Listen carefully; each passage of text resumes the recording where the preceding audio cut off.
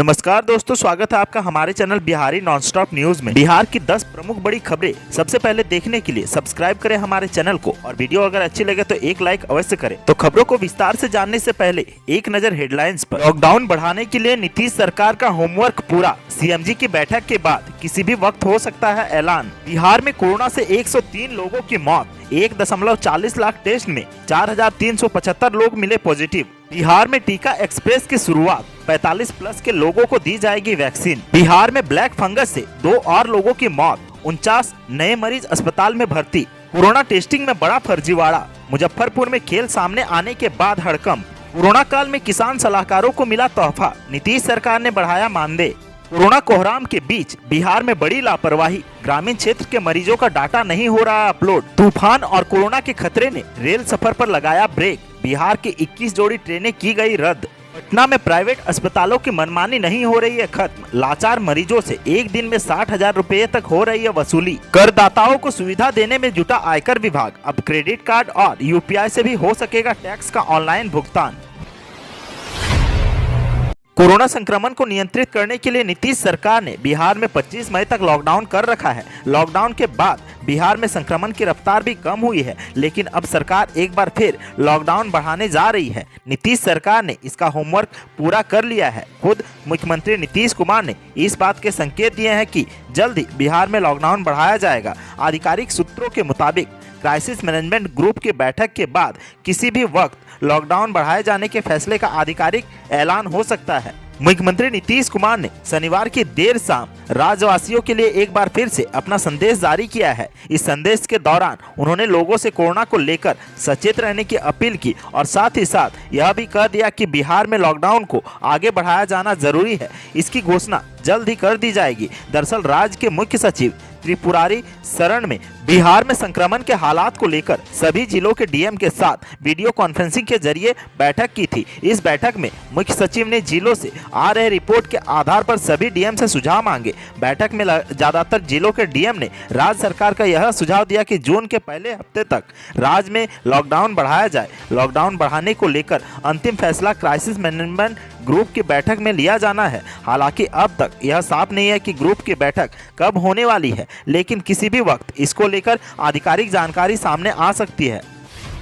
बिहार में कोरोना संक्रमण की रफ्तार अब धीमी हो गई है। हालांकि इस हफ्ते प्रदेश में मौत का आंकड़ा कम होने का नाम नहीं ले रहा है। शनिवार को राज्य सरकार की ओर से जारी ताजा आंकड़े के मुताबिक पिछले 24 घंटे में आज फिर 103 लोगों की मौत हुई है, जबकि 1.40 लाख टेस्ट में 4,375 लोग पॉजिटिव मिले हैं। इन दिनों बिहार में कोरोना वायरस के मामलों में लगातार कमी आ रही है। पिछले 24 घंटे में कोविड संक्रमण के 4,375 नए मामले सामने आए हैं, यानी कि बिहार में आज 3.11% पॉजिटिविटी रेट रहा है। आज अस्पताल से 8,676 लोग को डिस्चार्ज किया गया है। एक दूसरी राहत की बात यह है कि प्रदेश में कोरोना संक्रमण से रिकवरी रेट बढ़कर 92% से ज्यादा हो गया है। बिहार में कोरोना वायरस को हराने के लिए टीकाकरण अभियान जोरों शोरों से चल रहा है। अब नीतीश सरकार ने चलंत टीकाकरण केंद्र चलाने का फैसला लिया है। इसके लिए टीका एक्सप्रेस की शुरुआत होगी। राज्य स्वास्थ्य समिति के कार्यपालक निदेशक मनोज कुमार ने सभी जिलों के सिविल सर्जनों को टीका एक्सप्रेस शुरू करने का निर्देश दिया है। उन्होंने निर्देश में कहा है कि टीका एक्सप्रेस सुदूर ग्रामीण इलाकों तक जाएगा और लोगों को कोरोना का टीका लगाएगा। उन्होंने इस चलंत टीका केंद्र के माध्यम से 45 से अधिक उम्र के सभी लोगों का टीकाकरण करने का निर्देश दिया है। बता दें कि राष्ट्रीय बाल स्वास्थ्य कार्यक्रम के 700 वाहन टीका एक्सप्रेस के रूप में चलेंगे। इसमें एएनएम और फार्मासिस्ट की टीम रहेगी। एएनएम टीका देंगे, जबकि फार्मासिस्ट निबंधन इत्यादि का काम करेंगे। 45 से अधिक उम्र वालों का ऑन स्पॉट निबंधन किया जाएगा। टीका एक्सप्रेस शुरू होने के बाद लोगों को वैक्सीन लेने के लिए सरकारी अस्पताल नहीं जाना पड़ेगा। टीका एक्सप्रेस में लोगों को निःशुल्क का टीका दिया जाएगा। सूत्रों से मिली जानकारी के मुताबिक मुख्यमंत्री नीतीश कुमार ने शनिवार को वीडियो कॉन्फ्रेंसिंग के माध्यम से कोरोना का आरटीपीसीआर जांच के लिए चलंत वैन को रवाना किया। उन्होंने कहा कि इस वैन के माध्यम से एक दिन में 1,000 से ज्यादा लोगों की जांच हो सकेगी। खासकर राज्य के ग्रामीण इलाकों में जांच में काफी मदद मिलेगी। जांच के बाद 24 घंटे के अंदर लोगों को रिपोर्ट भी दे दी जाएगी।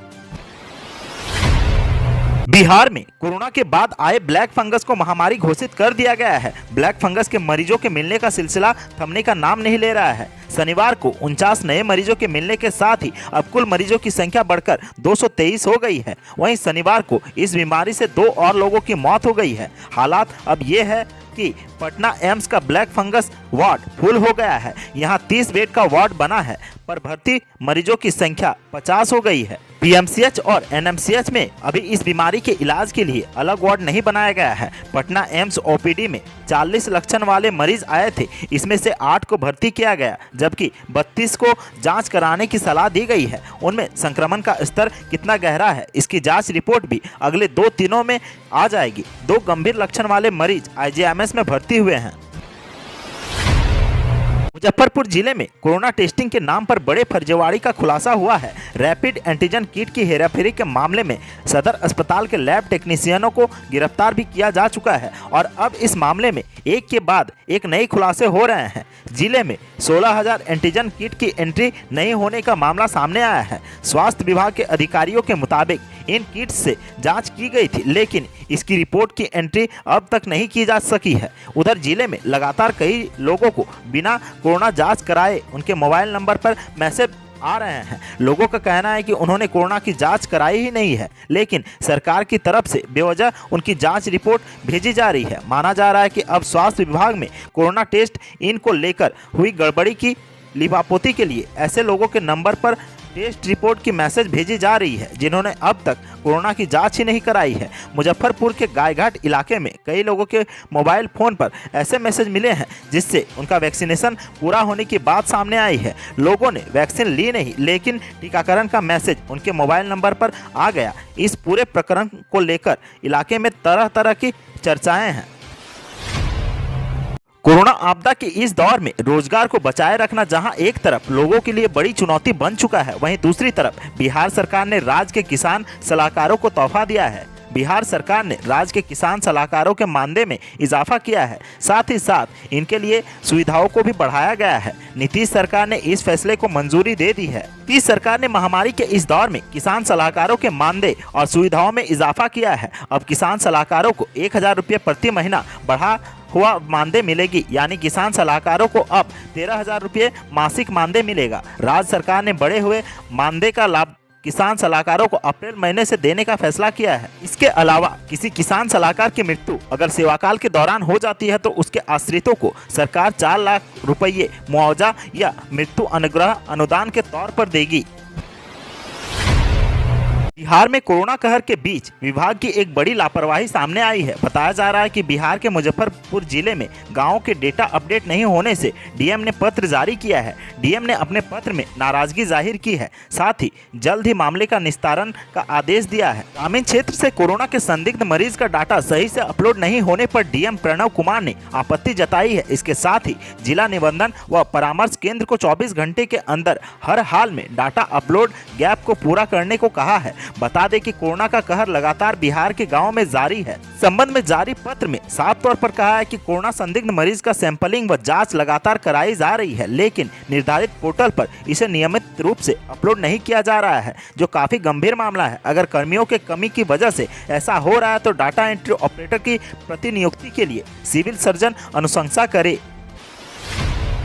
चक्रवाती तूफान यास की आशंका के मद्देनजर सुरक्षात्मक कदम उठाते हुए रेलवे ने भुवनेश्वर, पुरी, यशवंतपुर आदि स्टेशनों से चलने वाली कुछ स्पेशल ट्रेनों का परिचालन अस्थायी तौर पर रद्द किया है। इनमें पटना, मुजफ्फरपुर तथा जयनगर से खुलने या पहुंचने वाले 3 जोड़ी व नई दिल्ली आनंद विहार टर्मिनल को जाने आने वाली 7 जोड़ी ट्रेनें हैं। वहीं यात्री संख्या में कमी और कोरोना संक्रमण के प्रसार को रोकने के उद्देश्य से रेलवे ने पूर्व मध्य रेल के विभिन्न स्टेशनों से चलने वाली 5 जोड़ी एक्सप्रेस और 6 जोड़ी पैसेंजर स्पेशल ट्रेनों का परिचालन 23 मई से अगले आदेश तक रद्द कर दिया है। सीपीआरओ राजेश कुमार ने बताया कि इनमें Patna Bhabua intercity, Patna बंसवाड़ी special, Patna Chhatrapati Shivaji Maharaj terminal, Rajendra Nagar terminal, Banka व फतुहा राजगीर मेमू सहित कई ट्रेनें शामिल हैं। तरफ कोरोना के कहर से लोगों की परेशानी बढ़ी हुई है, वहीं दूसरी तरफ प्राइवेट अस्पतालों के संचालकों की मनमानी खत्म होने का नाम नहीं ले रही है। प्रशासन की चेतावनी के बावजूद कई निजी अस्पताल मनमाना शुल्क वसूलने से बाज नहीं आ रहे हैं। शनिवार को बाईपास स्थित 2-3 अस्पतालों में भर्ती मरीज के परिजनों ने मीडिया को अपना दर्द बताया। परिजनों ने बताया कि अस्पताल में एक दिन का 60,000 रुपये तक वसूला जा रहा है। इसमें अस्पताल का चार्ज एक दिन का 19,000 रुपये है, जिसमें आईसीयू के 15,000, कंसल्टेंसी फीस 2,000 और डॉक्टरों के विजिट करने के 2,000 रुपये शामिल हैं। इसके अलावा मरीजों को रोजाना 20 से 25,000 रुपये की दवा लिखी जा रही है। एक परिजन ने बताया कि 20,000 की दवा सुबह में खरीदी, फिर शाम में भी इतने रुपए की ही दवा लिखी जाएगी। यहाँ कोई 7 दिनों से तो कोई 10 दिनों से अपने मरीज का इलाज करा रहे हैं।